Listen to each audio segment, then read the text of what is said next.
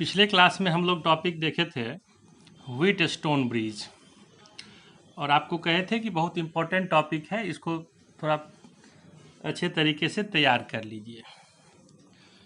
तो wheat stone bridge उम्मीद है आप समझ गए होंगे और उस पर कुछ बेसिक क्वेश्चंस हम लोग पिछले क्लास में देखे थे। आज उसी को आगे कंटिन्यू कर रहे हैं। आज हम लोग उसी व्हीट स्टोन ब्रिज से कुछ न्यूमेरिकल्स को सॉल्व करते हैं ताकि थोड़ा आपका कंसेप्ट और बेटर हो सके।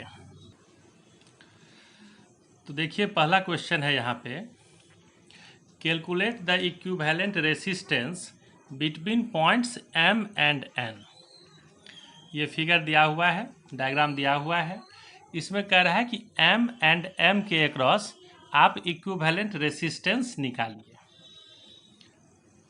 फिगर को ध्यान से देखिए। देखिए यहाँ पे ये पॉइंट M और ये है पॉइंट N। तो आप इसमें देखिए कि क्या यहाँ पे आपको व्हीट स्टोन ब्रिज नज़र आ रहा है। तो आप ऐसे अगर देखेंगे तो आपको लगेगा कि नहीं, इसमें तो कोई व्हीट स्टोन ब्रिज है नहीं, ये तो कॉम्बिनेशन ऑफ रेसिस्टेंस है, बहुत सारे रेसिस्टेंस कनेक्टेड हैं। लेकिन जब आप इसको ध्यान से देखेंगे तो आप देखेंगे कि इसमें व्हीट स्टोन ब्रिज छुपा हुआ है। तो अब गौर कीजिए, M और N ये दो पॉइंट है, दो रेसिस्टेंस यहाँ ऊपर है, दो रेसिस्टेंस यहाँ नीचे है, और इस बीच वाले सेक्शन में ये दो रेसिस्टेंस, ये 2 और 2, इसके बदले हम एक रेसिस्टेंस यूज कर सकते हैं, सीरीज में है तो 4 ओम, और ये भी देखिए 4 ओम है। तो M और N के अक्रॉस ये जो दोनों रेसिस्टेंस है, इसको हम यहाँ से देखिए पॉइंट वही रहेगा, M पॉइंट ये है, N पॉइंट ये है, तो M और N से ही कनेक्टेड है। लेकिन थोड़ा सा अगर हम अपना फिगर चेंज कर लें, इसको अगर मान लीजिए यहाँ से रिप्लेस करके और इधर नीचे से ले आए, तो तब आपको ये व्हीट स्टोन ब्रिज जैसा दिखने लगेगा। तो देखिए इसी को हम लोग फिर इस फिगर को, इस सर्किट को रिकंस्ट्रक्ट किए हैं इस तरह से। आप ध्यान दिए इस बात को कि 4 ओम था ही, नीचे भी ये 4 ओम, बीच में जो 2 था दोनों सीरीज में करके 4 हो गया, और M और N के अक्रॉस यहाँ जो रेसिस्टेंस था 4 ओम का, उसको हम लोग यहाँ नीचे से कनेक्ट कर दिए। तो अब देखिए उस पिछला सर्किट और इस सर्किट, इसमें कोई अंतर नहीं है, सेम सर्किट है। लेकिन अगर हम इसको थोड़ा सा चेंज कर लिए तो अब ये आपको व्हीट स्टोन ब्रिज जैसा लग रहा है। तो अब आप पहले चेक कीजिए कि ये व्हीट स्टोन ब्रिज बैलेंस है या नहीं। तो आप देखेंगे कि यहाँ पे P/Q इक्वल टू R/X, 4/4, ये भी 4/4। तो ये ब्रिज क्या है, बैलेंस्ड है। जब ब्रिज बैलेंस है तो आप कहेंगे कि इस ब्रांच में जो करंट फ्लो करेगा, इसमें करंट क्या हो जाएगा, 0। यानी ये बीच वाला जो 4 ओम का रेसिस्टेंस है, इसको हम लोग इग्नोर कर देंगे। आप इससे पहले इतना बात समझ रहे हैं। अब ये 4 और 4 सीरीज में, और ये 4 और 4 सीरीज में, तो मान लीजिए कि ऊपर जो दोनों 4 और 4 है, उसका सीरीज कम्बिनेशन का इक्विवेलेंट मान लेते हैं R1। तो R1 इक्वल टू हो गया 4 + 4, 8 ओम। नीचे जो 4 और 4 था उसका भी इक्विवेलेंट सीरीज में है, हो गया 8 ओम। तो अब आप कह सकते हैं कि ये जो सर्किट है हमारा ये वाला, तो ये 4 और 4 के बदले एक 8 ओम, और नीचे वाला 4 और 4 के बदले 8 ओम, और यहाँ नीचे एक 4 ओम। तो इसी सर्किट को हम इस तरह से भी दिखा सकते हैं कि 8 ओम ये पॉइंट M और N है ही, और एक नीचे यहाँ पे 4 ओम। अब ये 8 और ये 4 तीनों कैसे है, पैरेलल में। तब आप कहेंगे 1/R इक्वल टू 1/8 + 1/8 + 1/4। इसको सॉल्व कर लीजिए, आपका इक्विवेलेंट रेसिस्टेंस कितना आ गया, 4 ओम। तो ये व्हीट स्टोन ब्रिज का सवाल है। Second question, in the circuit shown calculate the reading of the ammeter. ये सर्किट दिया हुआ है, इसमें यहाँ पे एक अमीटर लगा हुआ है। अब कहता है इस अमीटर का आप रीडिंग बताइए। तो बहुत सिंपल सा है। अब आप इसमें देखिए कि ये व्हीट स्टोन ब्रिज है क्या, तो आप कहेंगे कि ये भी व्हीट स्टोन ब्रिज है। कैसे है, तो आप कहेंगे यहाँ देखिए दो रेसिस्टेंस यहाँ है, दो रेसिस्टेंस यहाँ है, एक बीच में है। डिजाइन भले इसका थोड़ा ऐसे चेंज हो गया, आप इसको ऐसे भी कर सकते हैं, इसको खींच के इधर ला सकते हैं। तो और इसी दोनों पॉइंट के अक्रॉस आप देखिए 6 वोल्ट का एक सेल कनेक्टेड है। तो ये क्या है, व्हीट स्टोन ब्रिज है। तो इसी को हम अगर समझ रहे हैं तो ऐसे डायरेक्ट भी कर सकते हैं, या इसी को थोड़ा सा रिकंस्ट्रक्ट अगर कर ले, देखिए ऐसा फिगर होगी। ये जो यहाँ पे 4 ओम और 8 ओम था, इसको हम यहाँ पे शो कर दिए, 4 ओम 8 ओम, और नीचे जो इधर था कितना, ये 6 ओम और 12 ओम, उसको यहाँ नीचे शो कर दिए 6 और 12, और बीच में एक रेसिस्टेंस था 5 ओम का, तो उसको फिर यहाँ शो कर दिए, और फिर इसी दोनों के अक्रॉस ये 6 वोल्ट का सेल कनेक्टेड है। तो इसमें पूछ रहा है कि आमीटर का रीडिंग बताइए।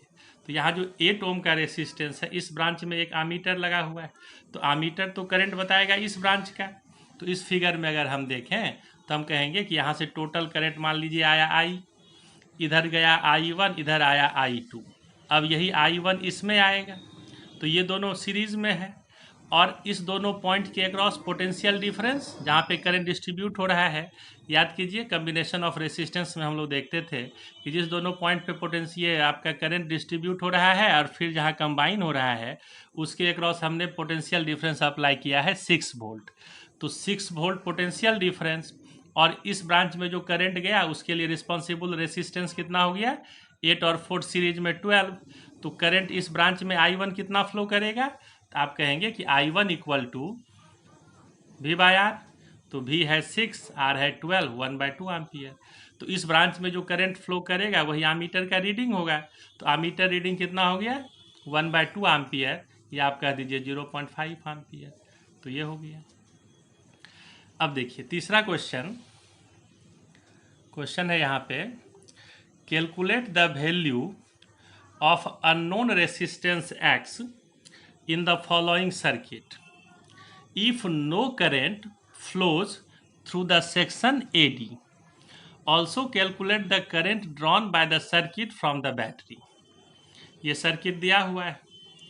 इस सर्किट में क्या कह रहा है, इसमें कह रहा है कि आप अननोन रेसिस्टेंस X का वैल्यू मालूम कीजिए अगर AD ब्रांच में कोई करंट फ्लो नहीं कर रहा हो, और फिर कह रहा है कि बैटरी से जो टोटल करंट ड्रॉ हो रहा है आप वो भी कैलकुलेट कीजिए। तो अब आप देखिए कि इसमें व्हीटस्टोन ब्रिज है क्या, तो आप कहेंगे कि इस सर्किट में अगर हम लोग देखें, एक सवाल ऐसा कल भी देखे थे, तो आप कहेंगे कि ये क्या है, तो व्हीटस्टोन ब्रिज। ये जो नीचे वाला पोर्शन है इसको अगर हम लोग यहाँ से हटा लें तो रेस्ट आप देखिए 2 रेसिस्टेंस यहाँ ऊपर में है, 2 रेसिस्टेंस यहाँ नीचे है और एक बीच में है, तो ये व्हीटस्टोन है। इसको छोड़ के अब इस व्हीटस्टोन में आप देखिए कि ये बैलेंस है या नहीं। आप देखिए यहाँ पे ये 2/4, 1/2, सॉरी इसमें तो कहीं दिया है कि AD ब्रांच में करंट क्या है, नहीं फ्लो कर रहा है, यानी ब्रिज हमारा क्या है, बैलेंस्ड है। तो जब बैलेंस्ड ब्रिज है तो हम लोग कह सकते हैं ना कि 2/4 इक्वल टू 3/x, इसी से हम लोग x का वैल्यू निकाल लेंगे। तो कैसे निकालेंगे, तो देखिए since current in the branch AD equal to 0 therefore Wheatstone bridge is balanced. जब बैलेंस्ड है तो 2/4 इक्वल टू 3/x, तो x इक्वल टू कितना हो गया 6 ओम। अब जब x 6 ओम हो गया तो अब इसका इक्विवेलेंट रेसिस्टेंस निकालना होगा टोटल, तब हम लोग करंट निकाल सकते हैं। तो ऊपर वाला जो 2 रेसिस्टेंस था 2 और 4 उसका इक्विवेलेंट कितना हो गया 6 ओम, नीचे जो 2 रेसिस्टेंस था उसका इक्विवेलेंट 3 और 6 था तो इसका हो गया 9 ओम। तो आप देखिए कि ये 6 और 9 या पैरेलल में है, तो जब आप पैरेलल कम्बिनेशन का निकाले इस फार्मूला से 1/R1 प्लस 1/R2, तो ये R पैरेलल हो गया आपका 3.6 ओम। तो इक्विवेलेंट इसका क्या हो गया 3.6 ओम, वो होगा व्हीटस्टोन ब्रिज वाले सेक्शन का। और यहाँ जो नीचे में आप देख रहे हैं एक रेसिस्टेंस और है सेल के बगल में, वो कितने का है, वो है 2.4 ओम का। तो जब ये 2.4 ओम का रेसिस्टेंस है तो आप यहाँ पे गौर कीजिए,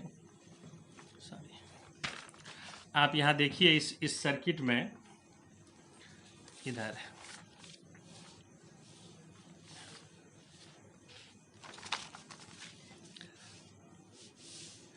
इस सर्किट में इसका जो इक्विवेलेंट मिला उसके साथ ये 2.4 कैसे होगा, तो आप कहेंगे इस सब के बदले एक रेसिस्टेंस यहाँ 3.6 और ये कितना है तो 2.4, तो ये दोनों हो जाएगा सीरीज में। यही जो कल एक सवाल हम लोग देखे थे उसमें आ गया था पैरेलल में, क्योंकि यहाँ पे सेल नहीं था, वहाँ पे आपको कह रहा था कि इस दोनों पॉइंट के अक्रॉस इक्विवेलेंट निकालिए।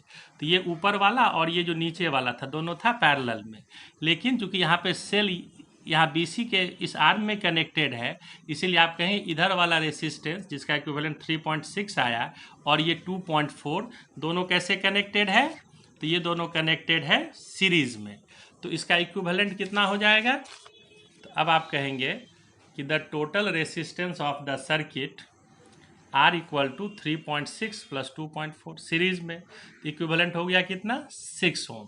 तो करंट कितना ड्रॉ होगा बैटरी से, तो आप कहेंगे current drawn by the battery I equal to V/R। तो टोटल वोल्टेज है 6 वोल्ट, टोटल रेसिस्टेंस भी हमको कितना मिला है 6 ओम। तो आप कहेंगे 6/6 यानी सेल से जो टोटल करंट मिला दैट इज 1 एम्पियर। इतना बात समझ में आना चाहिए। अब देखिए next question, calculate the equivalent resistance of the given electric network between points A and B. Also calculate the current through CD and ACB if a 10 volt DC source is connected between points A and B and the value of R equal to 2 ohm. तो इसका जो पहला section है उसमें कह रहा है कि ये फिगर दिया हुआ है और आप A और B के अक्रॉस क्या कीजिए, तो इक्विवेलेंट रेसिस्टेंस निकालिए। अब देखिए कि आप ये व्हीटस्टोन ब्रिज है क्या, पिछला जो जस्ट सवाल था उसमें यहाँ पे भी एक रेसिस्टेंस था, तो उस कंडीशन में ये व्हीटस्टोन ब्रिज था। अब ए और बी के क्रॉस हमको इक्विवेलेंट रेसिस्टेंस निकालना है ना, तो इसके यानी जो सेल कनेक्ट करेंगे इसके क्रॉस करेंगे, यहाँ कोई रेसिस्टेंस नहीं है। तो अब ये क्या व्हीटस्टोन ब्रिज है, तो आप कहेंगे कि ये भी एक व्हीटस्टोन ब्रिज है। कैसे है, तो इसको आपको थोड़ा सा फिर रीअरेंज करना होगा। अब आप गौर कीजिए, एक वायर हमारा यहाँ पे ये बीच तक जो ये वायर है ये ऐसे है, इस वायर को अगर हम यहाँ से इस तरह से पलट के इधर ले आए, इस वायर को इधर से इधर उलट दे तो कोई दिक्कत नहीं है। ये जंक्शन जिस पॉइंट से कनेक्टेड था वही है, वायर हम इधर ले जाए या हम इधर शो कर दें इधर ले जाए उससे कोई फर्क नहीं है। और उसी तरह से ये जो सी और डी पॉइंट है इसको ऐसे फिक्स रखते हुए इधर वाला जो ये ए वाला सेक्शन है इसको यहाँ से आप उलट के ऐसे कर दीजिए। इमेजिन कीजिए कि ये जो पार्ट है इसको यहाँ से उलट के क्या कर दिए, ऐसे कर देंगे। तो सर्किट हमारा कैसा हो जाएगा, फिर देखिए इसको ज़रा। तो अब ये सर्किट ऐसा दिखने लगा। इस सर्किट में हम लोग क्या देख रहे हैं कि ये ए वाला पोर्शन हमारा ऐसे इधर था, ये बी इधर था, उसको इधर ले आए। तो अब इस फिगर को अगर हम देखें, ए इधर आ गया बी इधर आ गया। अब देखिए कि ये आर आर आर आर और ये आर, ये सब मिलके क्या बना रहा है, ये एक व्हीटस्टोन ब्रिज नेटवर्क फॉर्म कर रहा है। तो अब इसका इक्विवेलेंट तो आप बहुत आसानी से बता सकते हैं। तो इक्विवेलेंट रेसिस्टेंस देखिए आर आर सीरीज में 2R, ये वाला रेसिस्टेंस हमारा इग्नोर हो जाएगा, ये आर और आर 2R और फिर ये 2R और 2R पैरेलल में। तो क्या हो गया 1/R equivalent equal to 1/2R plus 1/2R that is 1/R। तो इक्विवेलेंट रेसिस्टेंस कितना हो गया R, तो इसका इक्विवेलेंट R हो गया। अब आपको पूछ रहा है कि बताइए कि CD ब्रांच में कितना करंट, तो हम यहाँ देख ही रहे हैं कि RR ये बैलेंस ब्रिज है, उसी को लेके हम लोग बना रहे हैं। तो जब ब्रिज बैलेंस है तो CDR में करंट कितना होगा 0। तो आप कहेंगे CD ब्रांच में करंट 0। फिर कह रहा है करंट बताइए ACB ब्रांच में। अब देखिए ये ब्रांच है ACB, तो ACB ब्रांच में करंट बताना है कब, तो जब कह रहा है कि A और B के अक्रॉस हमने क्या किया, तो 10 वोल्ट का एक सेल कनेक्ट कर दिया और जो रेसिस्टेंस है उसका वैल्यू आप ले लीजिए 2 ओम। तो आप कहेंगे कि इस A और B के अक्रॉस यहाँ पे इसको समझना है, इस दोनों के अक्रॉस अगर हम एक सेल ऐसे कनेक्ट कर दिए, ये कितने का है 10 वोल्ट का, और इक्विवेलेंट रेसिस्टेंस हमको कितना मिला है R। तो अब आप कहेंगे कि पोटेंशियल डिफरेंस 10 वोल्ट, इस दोनों पॉइंट के अक्रॉस इक्विवेलेंट रेसिस्टेंस कितना है R और R का वैल्यू है 2 ओम। तो क्या हो जाएगा, तो आप कहेंगे कि ACB ब्रांच में करंट V/R, V है 10 और R कितना है, सॉरी यहाँ पे आपको पूछ रहा है कि ACB में सिर्फ ऊपर वाले पार्ट में, तो ऊपर वाले ब्रांच में हमारा रेसिस्टेंस कितना है RR 2R, ठीक है। तो RR 2R और R का वैल्यू कितना है, R का वैल्यू है 2 ओम, तो ये हो गया 4। तब आप कहेंगे कि 10/4 यानी 2.5 एम्पियर। इसी में अगर टोटल करंट पूछता तो हम लोग क्या करते, ए और बी के अक्रॉस टोटल रेसिस्टेंस हमारा R था तो उसका यूज करते, लेकिन ACB ब्रांच में चूंकि पूछ रहा है तो रेसिस्टेंस क्या लिया RR सीरीज में 2R, तो इसीलिए आप यहाँ पे कहेंगे कि इक्विवेलेंट रेसिस्टेंस कितना हो गया 2.5 एम्पियर। और ये सब जो भी क्वेश्चन अभी हम लोग देख रहे हैं ये सब प्रीवियस ईयर में किसी न किसी ईयर में बोर्ड एग्जाम में आया हुआ है। इसलिए इसको बहुत ध्यान से देखिए। एक देखिए नेक्स्ट क्वेश्चन है, ये भी बोर्ड एग्जाम में पूछा हुआ है। क्या क्वेश्चन है? Question number 5। क्वेश्चन है, figure shows 2 circuits each having a galvanometer and a battery of 3 volt. When the galvanometers in each arrangement do not show any deflection, obtain the ratio R1 by R2. R1 और R2 का ratio निकालना है। और आप circuit को देखिए, 2 circuit दिया हुआ है। इस दोनों सर्किट में कह रहा है कि गैल्वेनोमीटर कोई डिफ्लेक्शन शो नहीं कर रहा है, तो आपको R1 और R2 का वैल्यू निकालना है। तो इस सर्किट को जब आप देखेंगे तो आप कहेंगे ये तो व्हीटस्टोन ब्रिज है, गैल्वेनोमीटर का यहाँ रेसिस्टेंस दिया हुआ है, हालांकि इसका कोई यूज नहीं है। ये 3 वोल्ट दिया हुआ है, इसका भी कोई यूज नहीं है। आप कहेंगे कि जब इस ब्रांच में गैल्वेनोमीटर से कोई करंट फ्लो नहीं कर रहा है, तो आप कहेंगे कि 4/R1 इक्वल टू 6/9। तो आप R1 का वैल्यू निकाल सकते हैं। लेकिन जब इस सर्किट को हम देखेंगे तो इसमें आप गौर कीजिए, इसमें क्या होगा? क्या ये व्हीटस्टोन ब्रिज है? इसको सोचना है। तो आप कहेंगे कि हाँ, ये भी व्हीटस्टोन ब्रिज है। एक डायगोनल के अक्रॉस इसमें भी एक सेल है, और एक डायगोनल यहाँ नहीं शो करके हम इसको साइड से ऐसे शो किए हैं, लेकिन यहाँ पे गैल्वेनोमीटर है ही। तो इसको अगर हम थोड़ा सा रिकंस्ट्रक्ट कर लें कि इस गैल्वेनोमीटर को यहाँ पे कनेक्ट कर दें और इस सेल को इधर इस दोनों पॉइंट से ऐसे ला के कनेक्ट कर दें, तो आपको तब ये व्हीटस्टोन ब्रिज जैसा दिखने लगेगा। अब देखिए उसी फिगर को, तो फर्स्ट वाला फिगर तो जैसा था वैसा ही रहने दिए, और सेकेंड फिगर में यहाँ जो हमारा सेल था इस दोनों जंक्शन के अक्रॉस, उसको हम यहाँ साइड से शो कर लिए, और यहाँ जो गैल्वेनोमीटर था इस साइड से, उसको हम यहाँ पे शो कर लिए। तो गैल्वेनोमीटर और सेल। अब देखिए, अब ये व्हीटस्टोन ब्रिज इधर से जब आप देखेंगे इस तरफ से, तो आप कहेंगे ये 12/8 6/R2। गैल्वेनोमीटर कोई करंट यहाँ पे शो नहीं कर रहा है, यानी ये भी ब्रिज बैलेंस्ड है। तो हम लोग यहाँ पे R2 का वैल्यू निकाल सकते हैं। तो फर्स्ट वाले में आप देखिए, पहले वाले फिगर में क्या हो जाएगा, 4/R1 इक्वल टू 6/9। तो therefore R1 equal to 6 Om. R1 कितना आ गया, 6 ओम। और सेकेंड वाले फिगर में आप देखिए 12/8 इक्वल टू 6/R2। तो ये हो गया सेकेंड वाले में 12/8 इक्वल टू 6/R2। तो देयरफॉर R2 इक्वल टू हो गया 4 ओम।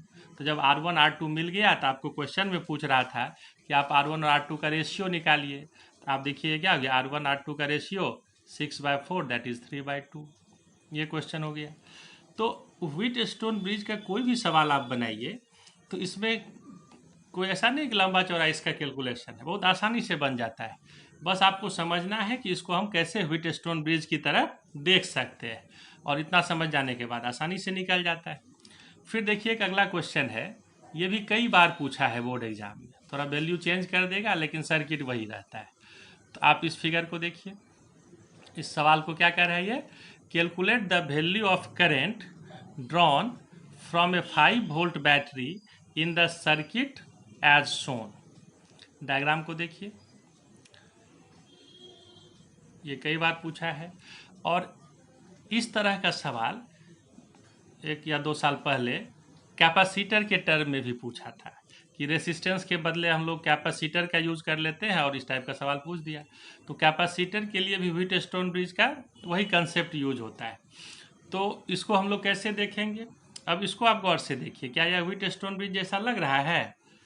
तो आपको दिखने में ये व्हीटस्टोन ब्रिज जैसा नहीं लग रहा होगा, लेकिन ये भी क्या है, व्हीटस्टोन ब्रिज है। इसको आपको अरेंज करना होगा। आप गौर कीजिए कि ए और डी के अक्रॉस यहाँ पे एक सेल कनेक्टेड है, ए और डी के अक्रॉस सेल कनेक्टेड है। ए से बी के बीच एक रेसिस्टेंस है 5 ओम, बी से सी के अक्रॉस एक रेसिस्टेंस है 10 ओम, सी से डी के अक्रॉस एक रेसिस्टेंस है 20 ओम, और फिर आप कहेंगे ए टू सी एक रेसिस्टेंस कनेक्टेड है 10 ओम, और फिर कहेंगे बी टू डी एक रेसिस्टेंस कनेक्टेड है, ये भी 10 ओम। तो इस सर्किट को भी आपको रीअरेंज करना होगा। जब इसको आप रीअरेंज करेंगे तब आप देखेंगे कि ये किस तरह का सर्किट है। तो हम लोग यहाँ पे 4 पॉइंट कंसीडर कर लेते हैं। यहाँ मान लिए पॉइंट ए, डी, बी, सी। उस ओरिजिनल वाले फिगर में ए से बी के बीच एक रेसिस्टेंस था 5 ओम, बी से सी एक रेसिस्टेंस था 10 ओम, और फिर सी से डी एक रेसिस्टेंस था 20 ओम। फिर ऊपर वाले ब्रांच से एक रेसिस्टेंस ए से सी के बीच कनेक्टेड था 10 ओम, और एक नीचे से बी और डी के अक्रॉस कनेक्टेड था, ये भी 10 ओम। तो अगर आप उस सर्किट को इस तरह से कनेक्ट कर लें और आप देखिए कि ए और डी के अक्रॉस एक सेल है 5 वोल्ट का, तो उस सर्किट को हम इस तरह से भी शो कर सकते हैं। इस दोनों सर्किट में कोई चेंज नहीं है, सेम सर्किट है। और जब आप इसको अब इस तरह से देखें तो अब आप देखिए कि ये तो व्हीटस्टोन ब्रिज जैसा दिख ही रहा है, और इस व्हीटस्टोन ब्रिज में आप देखिए 5/10 1/2, 10/20 1/2, यानी ये ब्रिज बैलेंस्ड भी है।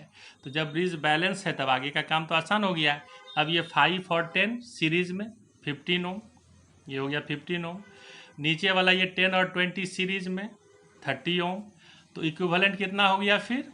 आर इक्विवेलेंट 1/15 प्लस 1/30, ये आपका हो गया 10 ओम। अब 5 वोल्ट का सेल है तो करंट कितना मिलेगा? आप कहेंगे current drawn from the source कितना? I equal to V by R equivalent. तो V है आपका 5 वोल्ट, आर इक्विवेलेंट है 10 ओम, कितना हो गया? 0.5 एम्पियर। तो ये आपका आंसर हो गया। तो इतना कर लेने के बाद अब ये उम्मीद हम कर सकते हैं कि आप व्हीटस्टोन ब्रिज का क्वेश्चन बना देंगे। ये प्रीवियस ईयर का पिछले 7-8 साल में जो क्वेश्चन पूछा था वो सब हम लोग यहाँ पे ऑलरेडी देख चुके हैं। अब देखिए यहाँ पे जब आप समझ लिए तो थोड़ा सेल्फ असेसमेंट कीजिए कि हमसे कितना बनता है। तो उसके लिए आपको 2-3 सवाल फिर यहाँ पे दे रहे हैं। तो आप देखिए कि एक क्वेश्चन है यहाँ पे, बहुत आसान सा है। कैलकुलेट द, क्वेश्चन नंबर ये है 7, calculate the equivalent resistance between points x and y। ये फिगर है, ये पॉइंट x, ये y, और आपको x और y के अक्रॉस इक्विवेलेंट रेसिस्टेंस निकालना है। आप इसको देख के बनाइए कि ये व्हीटस्टोन ब्रिज है तो किस तरह से है। क्वेश्चन नंबर 8, चलिए ये भी आपका होमवर्क है, इसको भी आपको बनाना है, ट्राई करना है। क्वेश्चन है 4 resistances of 15 ohm, 12 ohm, 4 ohm and 10 ohm respectively are connected in cyclic order to form a Wheatstone network. To form a Wheatstone network. कहता है कि इस चारों रेसिस्टेंस को एक साइक्लिक ऑर्डर में कनेक्ट करके हमने क्या बनाया? एक व्हीटस्टोन नेटवर्क बनाया। अब पूछ रहा है कि इज द नेटवर्क बैलेंस्ड। आप इसको देख के बताइए कि क्या यह नेटवर्क बैलेंस्ड है। और फिर आगे पूछ रहा है कि इफ नॉट, अगर ये बैलेंस नहीं है, calculate the resistance to be connected with the resistance of 10 ohm to balance the network, to balance the network.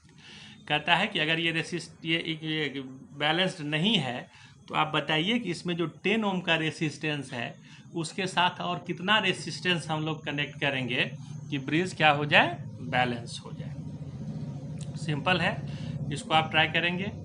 और एक और क्वेश्चन, ये देखिए क्वेश्चन नंबर 9, ये भी आपका होमवर्क ही है। ये भी क्या है?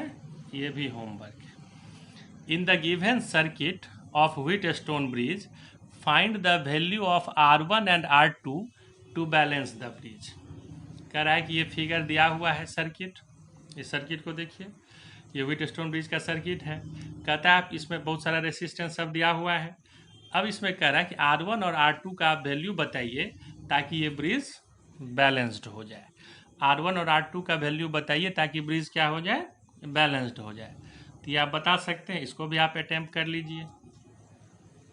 और देखिए अगला एक क्वेश्चन है, ये हम यहाँ पे डिस्कस कर रहे हैं। फिर ये क्वेश्चन है find the equivalent resistance, question number 10 है, find the equivalent resistance of the given network between points A and B. A and B के अक्रॉस इसका आप इक्विवेलेंट रेसिस्टेंस निकालिए। आप पहले देखिए इस सर्किट को ध्यान से, बनेगा ये।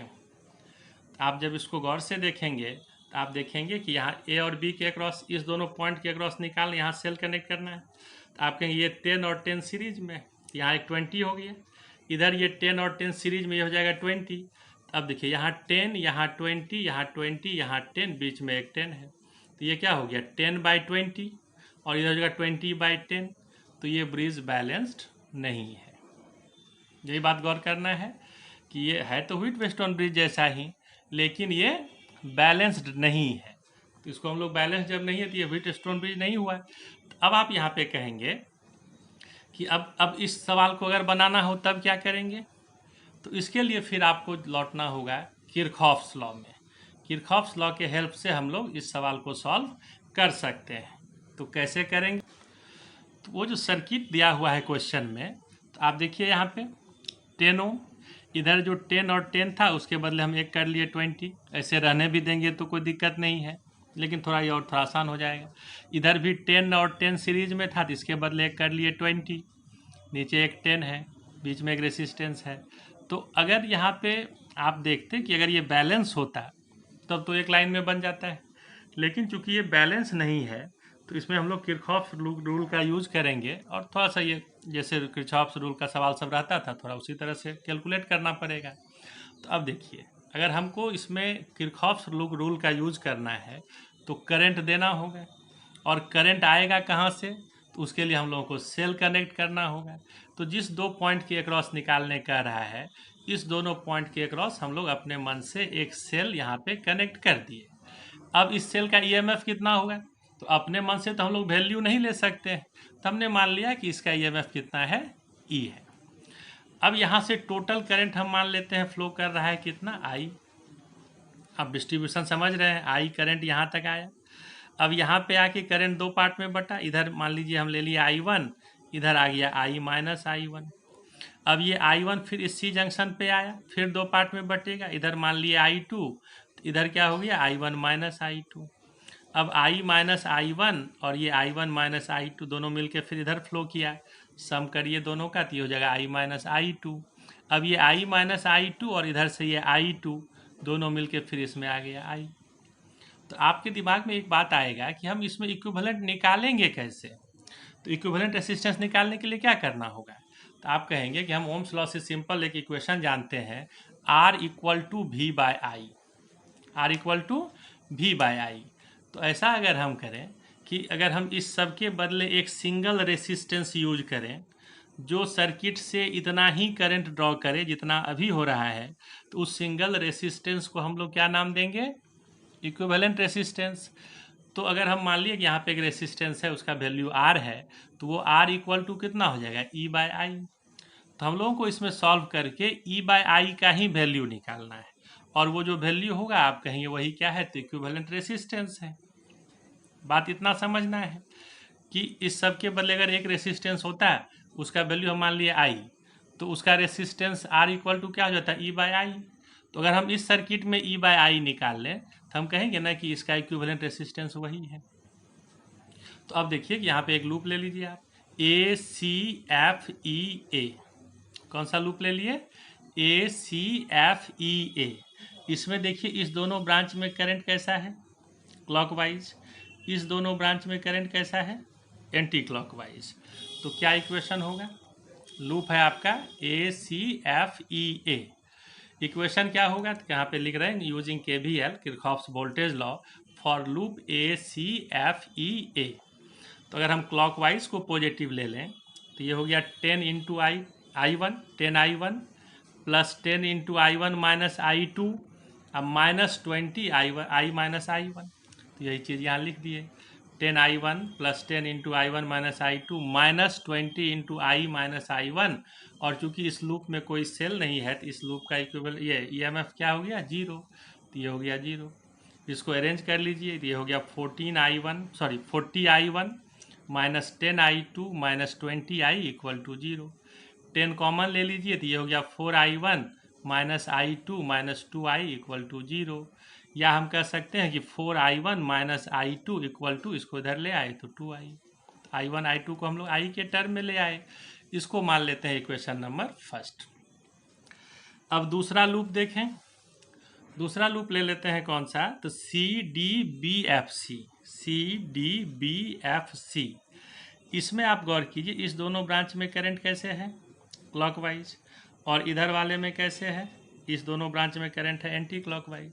तो मान लीजिए हम फिर अगर क्लॉकवाइज को ही पॉजिटिव ले लें तो क्या हो जाएगा, 20I2 minus 10I1 minus I2 अब माइनस 10I माइनस I2। तो आप देखिए क्या मिलेगा, तो आप कहेंगे using KVL for loop CDBFC। तो ये 20I2 minus 10I1 minus I2 minus 10i minus i2 equal to 0। फिर इसको आप देख लीजिए, अरेंज कर लीजिए, तो ये हो गया minus 10i1 plus 40i2 minus 10i equal to 0।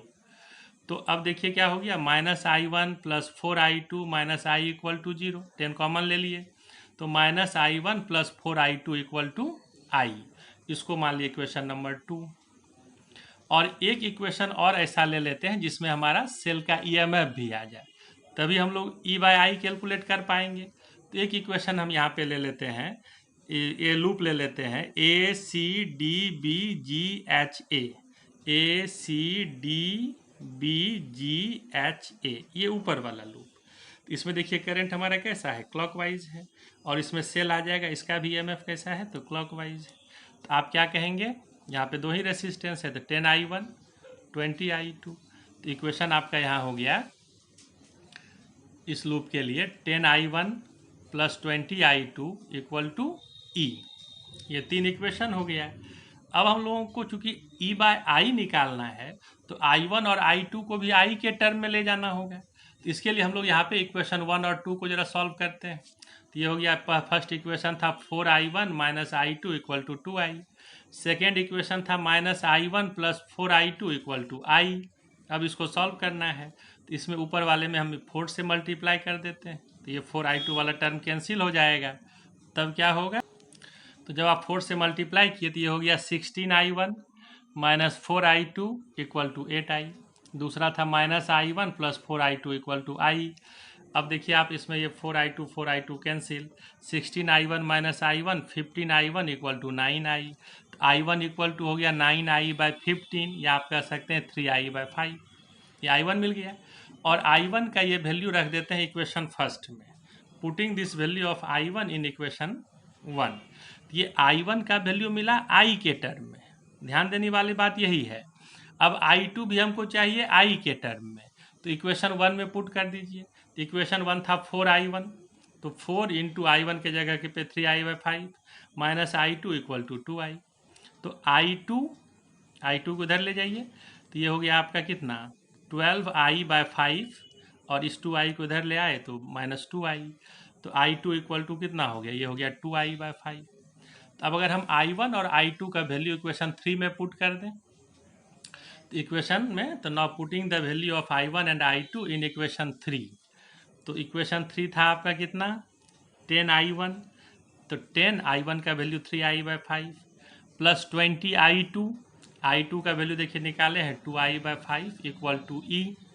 तो ये हो गया आपका कटा ये 2 टाइम्स, तो 6i, ये 4 टाइम्स कटा, तो 4 into 2 8i equal to E, तो 14i इक्वल टू ई। तो E by I equal to 14। अब जो ई बाय आई होगा वही क्या होगा, रेसिस्टेंस होगा।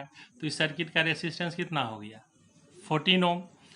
तो ये जब हम लोग यहाँ तक देख लिए, तो ये जो व्हीटस्टोन ब्रिज टॉपिक पे हम लोग न्यूमेरिकल देख रहे थे, तो अब तो ये न्यूमेरिकल सब आपसे बन जाना चाहिए।